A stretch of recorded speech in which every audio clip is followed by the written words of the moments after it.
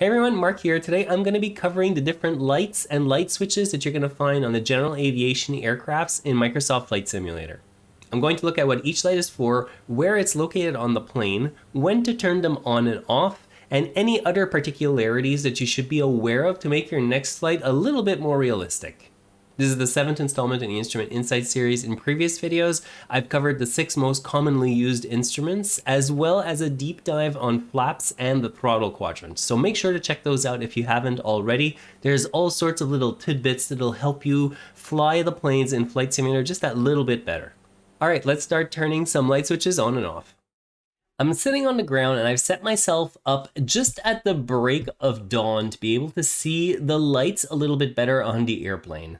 Now, the first thing you're going to notice is that I really can't see anything in the dark, but there is one neat little thing that they've added into the game. If you hit Alt-L, it's actually going to turn on like a little headlamp or flashlight that you can then move around with your mouse and point it at whatever you need to be able to figure out what switches you need to turn on to get the plane running. I'm going to quickly get the engine running before we start looking at the light switches. Even though there are technically some lights I should be turning on before engines start, I'll skip that for this since I'm just demonstrating it to you anyways. The lights panel is going to be in a different place for every single airplane, but in general, it's probably going to be somewhere either to the left or underneath the main displays that you're going to have in the instrument panel. In the case of the Cessna 208 that I'm flying today, there is a set of light switches right here on the left, which we're going to be operating, as well as a few more that you can see right down here that operate some of the internal lights. All right, now that the airplane's running, let's have a look at all of the controls we have right here. The first light I'm going to look at are the beacon lights, which you activate by pressing the BCN button. They're usually red and they either flash or rotate so that they're very noticeable to ground crew and other aircraft that might be around you. They're normally installed in pairs, one on the top of the fuselage and one on the bottom, but in the case of the Cessna 208, we've only got the one on top. Their purpose is to alert anyone around that an engine is either starting up, running, or that you're about to start moving. Basically anything that has to do with the real operations of the airplane. You'd normally turn the beacon light on before you start the engine, and you'd only turn them off once you've completed your flight and the engine's been shut down. The next light that I'm going to look at are the strobe lights. Strobes are some of the brightest lights that you're going to have on the airplane, and they're going to flash at a preset interval. They're usually on the furthest tips of the wings, and sometimes there'll also be one at the back of the airplane as well. They're mostly used to signal when you're entering an active runway, and for that reason, you would really only turn them on just as you're getting close to the runway, leave them on for the entirety of your flight, and then turn them off once you've landed and you've exited the runway again. You might consider turning them off in bad weather situations, such as if you're in the clouds or fog, because their bright intensity can make it a lot harder to see. They tend to reflect a lot of the light when you're inside of a cloud. Next up are the navigation lights, which I'm going to turn on right now. They consist of a red light on the left-hand side of the airplane, a green light on the right-hand side of the airplane, and a white light at the tail end of the airplane. The nav lights usually stay lit up constantly, but if you're flying an airplane that doesn't have a beacon, you might find that the nav lights are going to flash instead. The purpose of the nav lights is to be able to tell which direction an airplane is flying and also to know who has right of way. Each of the lights is only visible at certain angles, which allows you to be able to tell which direction the airplane is flying. For example, if you're flying around and you see another airplane in the distance that's flying at a similar altitude to you, you can easily tell if they're flying away from you if you see a left light on the left-hand side, a right light on the right-hand side, and a white light at the back.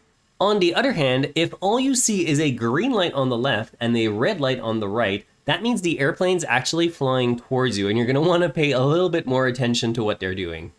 If you see a white light on the left and a green light on the right, that means the airplane is going to be crossing in front of you from left to right. And finally, if you see a red light on the left and a white light on the right, that means the airplane is once again crossing in front of you, but this time from right to left. The nav light should be turned on between sunset and sunrise, from startup all the way to shutdown at the end of your flight. You should also use them in bad weather to give other airplanes a better chance of seeing you and being able to tell which direction you're flying. Altogether, the beacon, strobe, and navigation lights are called anti-collision lights because they help prevent possible close calls with other airplanes both on the ground and in the air. Before I move on to the taxi and landing lights, I do want to remind you, if you get some value from this video, to please make sure to hit that like button. And if you haven't subscribed yet, please consider doing so. And as usual, if you have any questions or comments, feel free to put them below and I'll get back to you as soon as I can. Next up are the taxi lights, which, as you can probably guess from the name, they're used when you're taxiing around on the ground. They're usually mounted on the nose landing gear of the airplane, or on the nose, or even on the wings, which is the case of the Cessna 208 that I'm flying right now. You generally turn them on as you're starting to taxi around, and you can keep them on for your takeoff as well if you want a little bit more light, especially if you're taking off from somewhere where there isn't much ambient light, maybe at a smaller regional airport or even just a very small runway. It's easy to confuse the taxi lights and the landing lights because they're often mounted in very similar places. In the case of the 208, I'm just going to turn on the left-hand landing light just so we can make it a little bit clearer where they are relative to the taxi lights. You can see it fairly clearly that with both the taxi lights and the landing light on the left-hand side, it's a little bit brighter on the left than it is on the right. The landing lights, as you can see, are a lot brighter than the taxi lights, so you're definitely going to want to use those for takeoff and landing to illuminate the ground a lot better. They're also going to make it a lot easier for other airplanes to see you as you're entering and exiting the airport's vicinity. There are different rules in different areas of the world for when you turn the landing lights on, but generally what I'll do is turn them on as I'm entering the runway area, and then I'll turn them off only once I'm established in my climb and I have a little bit of time to clean up the airplane. I'll turn them on again once I'm setting up for my approach, usually as I'm joining the traffic pattern for a visual approach, or as I get to the initial approach fix for instrument landings. That's probably not when you would do it in real life, but for flight sim, I feel like it adds just enough realism for me. Now, don't forget that each one of these different lights that we've looked at can be mapped to a key either on your keyboard or your joystick. It's really up to you to decide which ones are worth binding, but I found the ones that I use the most often throughout my flight, so the strobe, the landing lights, and the taxi lights, are the only ones that I really bother to bind to a key on my joystick. The other ones, I'll just use the instrument panel and the mouse to turn them on and off. That covers the basic switches that you're going to want to be aware of for the general aviation planes in Flight Sim. That's not all the switches on this airplane though. There are a lot more to control the interior lighting of the airplane. These are going to be slightly different for each different airplane, but you're probably going to have something fairly equivalent for most of the GA planes. On the Cessna 208, those switches are right at the bottom here. The first knob is for the avionics, and that controls the display brightness of both the primary flight display and the multifunction display. I like to have these pretty much at about the halfway point. It makes it a little bit easier on the eyes, especially if you're flying in the dark. The standby indicator knob is basically to affect the steam gauges that are right here. You're generally not going to use those very much throughout your flight, so you can just leave those off. The SWCB panel knob affects the lighting of all of the different instruments. So when I start turning this, you're going to see that the brightness of all of the written text on the instrument panel is going to be a lot easier to read in the dark. By doing this, you can have the cabin lights off, but you can still see where all of the instruments are. Next up, we have the controls for one of the overhead lights. This is again going to be dependent on the airplane that you're flying. Not every airplane is going to have a knob. It might just be a switch that you can turn on and off. Finally, we have the left flood and the right flood lights, which are basically just lights that you have above you, which can be used to light up the cockpit.